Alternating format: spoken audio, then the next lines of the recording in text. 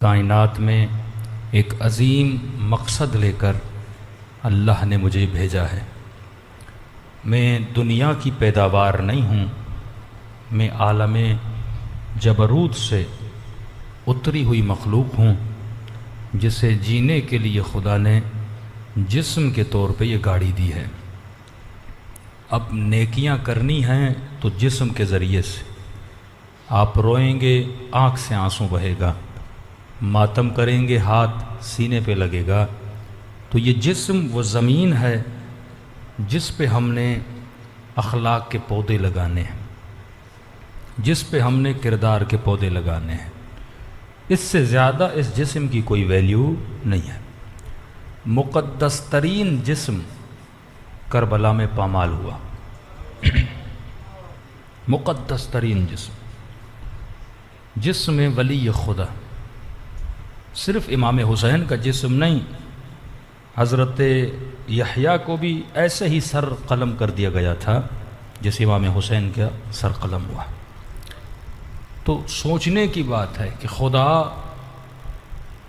اپنے ولی کو اس جگہ پہ بچاتا کیوں نہیں، جبکہ خود کہتا ان اللہ علی کل شیء قدیر۔ تو خدا کربلا میں امام حسین کو بچا دیتا۔ خدا نے حسین کو پاور دیا تھا، ولایت کا پاور۔ جعفر جنی امام حسین کی خدمت میں آیا کہ مولا حسین آپ بولیں تو میں پورے لشکر کو تہس نہس کر دوں، لیکن امام نے فرمایا نہیں، میں عادل امام ہوں، وہ تجھے نظر آ رہے ہیں تو ان کو نظر نہیں آ رہا۔ پھر کہا کہ مولا میں انسانی شکل میں آتا ہوں، امام نے فرمایا نہیں، یہ جنگ اختیار کی جنگ ہے۔ اگر میں جبراً ان کو ہراؤں، جبر کا مطلب یہ کسی معجزے کے ذریعے سے، انسان اپنے اختیار سے اپنے راستے کو چنے۔ اگر رسول خدا چاہتے تو کیا پورے مکے کو ایک عظیم معجزے سے مسلمان نہیں بنا سکتے تھے، لیکن نبی نے فرمایا نہیں، اپنے اختیار سے رسول کے خیمے میں آؤ، پہلے باطل کو بھی پہچانو حق کو بھی پہچانو۔ جب دونوں چیزیں تمہاری سمجھ میں آ گئیں، اب یہ تیرا اختیار ہے کہ تو حق کے راستے پہ چلنا چاہتا ہے یا باطل کے راستے پہ چلنا چاہتا ہے۔ یہ جسم اللہ نے تجھے خدمت خدا کے لیے دیا، یہ جسم دنیا کی خدمت کے لیے نہیں ہے۔ یہ دنیا تیری خادم ہے، تو دنیا کا خادم نہیں ہے۔ یہ پوری کائنات جو اللہ نے بنائی ہے اس انسان کی خدمت کے لیے بنائی ہے، اور اگر تیرے وجود کو بنایا ہے تو اس نے اپنی خدمت کے لیے بنایا ہے۔ صلوات پڑھے محمد و آل محمد۔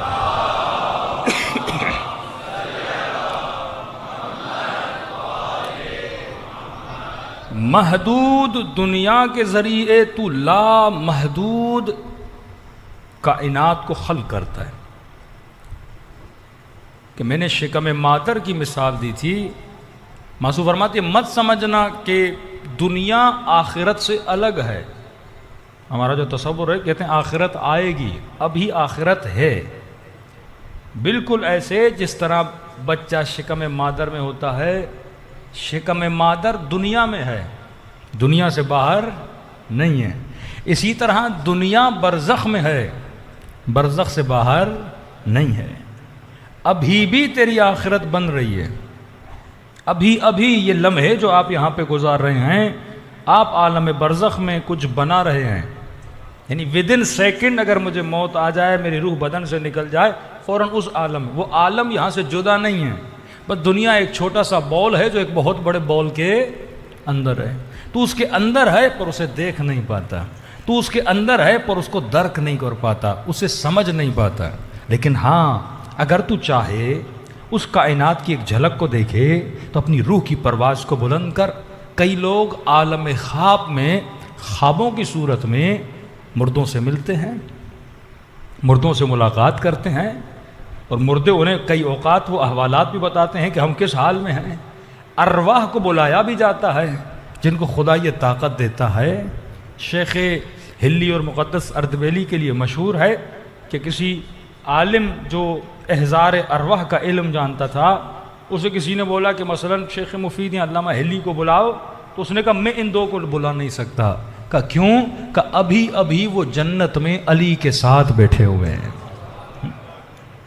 یعنی یہ خیرات ملتی رہتی ہے کہ ایران کا ایک شخص، اس کا ایکسیڈنٹ ہوا، وہ کوما میں چلا گیا، کافی عرصے تک کوما میں رہا۔ یہ کلپ اس کا کافی مشہور بھی ہوا، اور کہتا ہے کہ میں خود کو دیکھ رہا تھا کہ گاڑی کے اندر ہوں، میرا ایکسیڈنٹ ہوا ہے اور میری ماں رو رہی ہے، میرا بھائی رو رہا ہے، یہ سارا منظر میں اپنی آنکھوں سے دیکھ رہا ہوں۔ لیکن جو میرا بھائی ہے، کہہ رہا ہے وہ اپنے پاؤں پہ کھڑے ہو کر امام حسین کو صدا دے رہا ہے، حضرت عباس کو صدا دے رہا ہے۔ میری ماں رو رو کے کہہ رہی ہے کہ امام رضا ہم تیری زیارت پہ آئے تھے، واپسی میں ایکسیڈنٹ ہو گیا ان کا، میں اپنا بیٹا تجھ سے مانگتی ہوں۔ کہتے ابھی تک مجھے سمجھ نہیں آ رہا تھا کہ میری موت واقع ہو چکی ہے، میں اپنے جسم کو اس گاڑی کے اندر دیکھ رہا تھا۔ کہتا اتنے میں میرے کانوں میں میرے والد کی آواز سنائی دی۔ اب میرے والد کو گزرے ہوئے کہتے 12 سال ہو گئے، اور میں اتنا پیار کرتا تھا اپنے بابا سے کہ 12 سال سے میں نے اپنے بابا کو دیکھا نہیں تھا، لیکن جیسے کانوں میں اس نے مجھے آواز آئی تو ظاہر انسان 12 سال پہلے چلا گیا، اور 12 سال کے بعد اپنے باپ کی آواز سنے انسان کو کتنا لطف آتا ہے۔ کہتا جیسے میں نے ایک بار باپ نے بلایا، دوبارہ بابا نے بلایا، جیسے میں نے والد کو دیکھا میں والد کی طرف دوڑا گیا۔ تو میں نے کہا بابا یہ کیا ہوا ہے؟ ابھی تک مجھے سمجھ نہیں آ رہا تھا کہ میرے ساتھ ہوا کیا ہے۔ تو پھر باپ نے مجھے بٹھا کے سمجھایا کہ میرے لال تو دنیا سے اب یہاں آ چکا ہے، کیا تجھے پسند نہیں تو اپنے والد کے ساتھ رہے؟ میں نے کہا وہ تو صحیح ہے، میں آنے کے لیے بھی تیار ہوں، لیکن میں نے اپنے باپ کو کہا مجھ سے میری ماں کا رونا دیکھا نہیں جاتا، تم دیکھ نہیں رہے کہ اماں کتنی تڑپ رہی ہے، تڑپ تڑپ کے مجھے بلا رہی ہے۔ تو والد نے کہا میرے ہاتھ میں کچھ نہیں ہے۔ کہتا اتنے میں کبھی ماں کے پاس جاتا تھا لیکن کوئی میری آواز کو سنتا نہیں تھا، اور بلند بلند آواز سے وہ امام رضا کو فریادیں کر رہی تھی۔ کہتے یہاں پھر میں خود کو والد کے پاس دیکھ رہا تھا، اتنے میرے والد نے کہا صبر کرو، دیکھتے ہیں کہ مولا کی مرضی کیا ہے۔ کہتا اتنے میں نے دیکھا کہ ایک آواز گونجی کہ مولا آنے والے ہیں۔ ایک سبز نور پیلے لباس کا لباس پہنا ہوا تھا، اور جیسے قریب آئے تو میرے بابا نے کہا یہ امام رضا ہیں جو آ رہے ہیں۔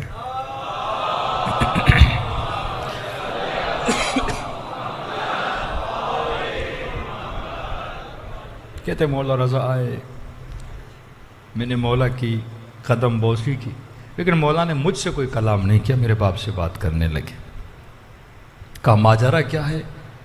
میرے والد نے ماں کی طرف اشارہ کیا، یعنی کہ ہم ہوا میں گویا معلق تھے، نیچے سے ساری چیزیں ہمیں نظر آ رہی تھیں، اور میرے والد نے میری والدہ کو دیکھا جو بار بار آوازیں دے رہی تھی امام رضا میرے بیٹے کو پلٹا دو، میں آپ کی زیارت کو آئی تھی۔ کہتا اتنے میں امام رضا نے مجھے اشارہ کیا، اشارے کا کرنا تھا، میں نے خود کو حرم امام رضا کے اندر پایا۔ اب کہتے ہیں حرم امام رضا میں دیکھ رہا تھا کہ اللہ کے فرشتے جو سفید لباس میں نورانی وجود تھا، کچھ آ رہے تھے کچھ جا رہے تھے، اور صرف فرشتے نہیں تھے، کئی ایسے لوگ جو دنیا سے جا چکے تھے وہ بھی امام رضا کے حرم میں ایز اے خادم خدمت کر رہے تھے۔ تو مولا رضا نے کہا تجھے پسند نہیں تو بھی میرے حرم کا خادم بن جائے؟ مطلب مرنے کے بعد جو عاشق حسین تھا شاید اسے مولا حسین کے حرم کا خادم بھی بنا دیا جائے نا۔ یہ جب شام میں سیدہ زینب کے روزے کی حفاظت کے لیے ایران سے نوجوان جاتے تھے تو ایک خاتون کہتی ہے میری نئی شادی ہوئی، نئی شادی، کہتی میں بے انتہا اپنے شوہر سے پیار کرتی تھی، ڈیلی بیسس پہ وہ فون کرتا تھا، رات کو ہماری بات چیت ہوتی تھی، میں اس کی زندگی کے لیے حیات کے لیے دعائیں کرتی تھی۔ کہتی ایک رات میں سو گئی، خواب کے عالم میں نے سیدہ زینب سلام اللہ علیہا کو دیکھا۔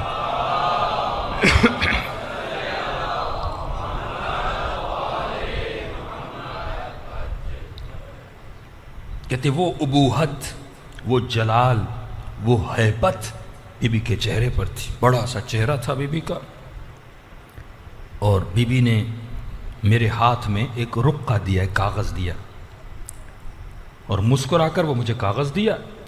جب میں نے وہ کاغذ دیکھا تو اس پہ لکھا تھا کہ ہم نے تیرے شوہر کو اپنے حرم کا خادم بنا لیا.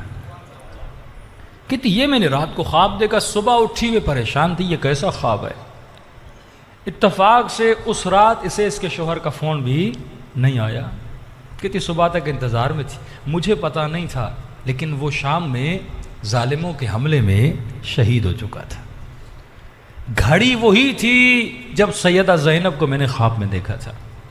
کہتی اگر خواب میں یہ نہ دیکھتی، میں شوہر سے اتنی محبت کرتی تھی، میرے لیے جینا مشکل تھا، لیکن اس خواب نے میرے دل میں وہ اطمینان دیا کہ میرے شوہر کا جنازہ بھی آیا، میں نے اطمینان سے اپنے شوہر کو رخصت کیا. میں نے کہا یہ کہیں اور نہیں گیا، یہ سیدہ زینب کا خادم بن کے یہاں سے گیا ہے.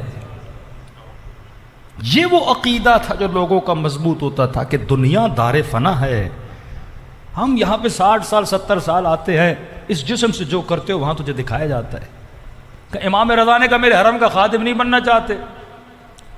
بعد میں کہتا ہے مجھے اتنا رتبہ کیوں ملا؟ کیوں؟ کہتا ہے میرا جو والد تھا وہ امام حسین کا ذاکر تھا. امام بارگاہ میں 24 گھنٹہ مولا کا ذکر کرتا تھا، ٹرسٹی بھی تھا، خدمت بھی کرتا تھا. مطلب ایسے خادموں کا وہاں مقام بہت بلند ہے. کہتا میں نے کہا مولا آپ کے حرم کا خادم تو کیا، آپ پہ میرا سب کچھ قربان ہے، لیکن مولا مجھ سے میری ماں کا رونا دیکھا نہیں جا رہا.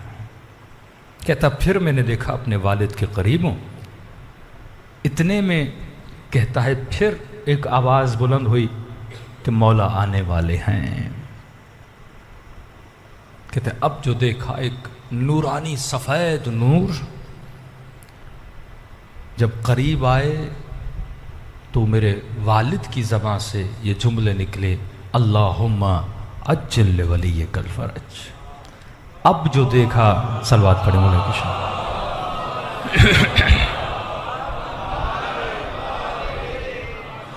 اب جو دیکھا تو میں نے امام زمانہ کو دیکھا. مولا آئے، پھر بھی انہوں نے میرے والد سے کچھ باتیں کی. والد نے سارا ماجرا بتایا. کہ یہ ہو کیوں رہا تھا؟ کیونکہ میری ماں کبھی امام رضا کو پکارتی تھی، کبھی امام زمانہ کو پکارتی تھی. امام زمانہ نے بھی اشارتاً اپنا سر نیچے کیا، گویا اس کا حکم آ چکا تھا کہ اس نے مرنا ہے، واپس نہیں جانا. کہ میرے والد سے باتیں کر رہے تھے، امام رضا بھی کھڑے، امام زمانہ بھی کھڑے ہیں، لیکن کسی نتیجے پہ نہیں پہنچ رہے تھے. اتنے میں امام رضا نے دعا کے لیے ہاتھوں کو کہتے ہیں بلند کیا. کہتے جیسے امام رضا نے دعا کی، پھر آواز بلند ہوئی کہ مولا آ رہے ہیں. کہتے پہلے جو 2 امام آئے ان کے آنے میں اور اس امام کے آنے میں بہت فرق تھا. مولا رضا آئے، ان کے آنے میں خوشی تھی. امام زمانہ آئے، ان کے آنے میں خوشی تھی. لیکن اب جب میں نے دیکھا یہ تیسری شخصیت آ رہی ہے، ایک غم کی فضا چھا گئی. اور دیکھا کئی نورانی وجود اس وجود کے ساتھ آ رہے ہیں. کہتے ایسے غم کی فضا کہ انسان کا دل اس غم میں پھٹنے لگے ہیں. اور جیسے وہ وجود قریب ہوا تو مولا رضا نے بھی سر ادب سے جھکایا، امام رضا نے بھی سر ادب سے جھکایا. میرے بابا نے بھی سینے پہ ہاتھ رکھا اور کہا السلام علیکہ یا ابا عبداللہ. کہتے اب وہ ہیبت تھی امام حسین کے وجود میں کہ دوسرے اماموں کو میں دیکھنے کی بھی جرت کر پا رہا تھا، لیکن جیسے امام حسین میرے قریب آ رہے تھے میرا سر جھکتا جا رہا تھا. ادب سے زانوں میں، ادب میں گھٹنوں پہ گویا کھڑا ہوا تھا، سر میرا جھکا ہوا تھا، اور زبان میں طاقت نہیں تھی میں مولا سے ایک جملہ بھی کلام بول سکوں.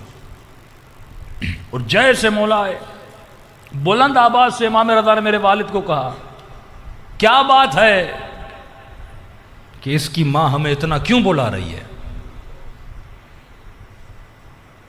اس کا بھائی ہمیں اتنا کیوں بلا رہا ہے؟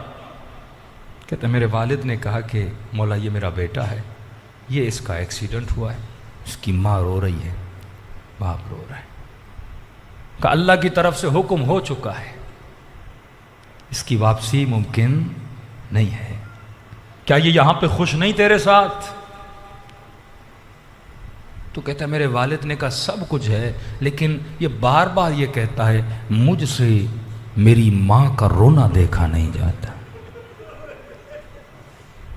کہتا ہے جیسے میرے والد نے لفظ ماں لیا نا کہ اس سے اس کی ماں کا رونا دیکھا نہیں جاتا، کہتا ہے امام حسین منقلب ہو گئے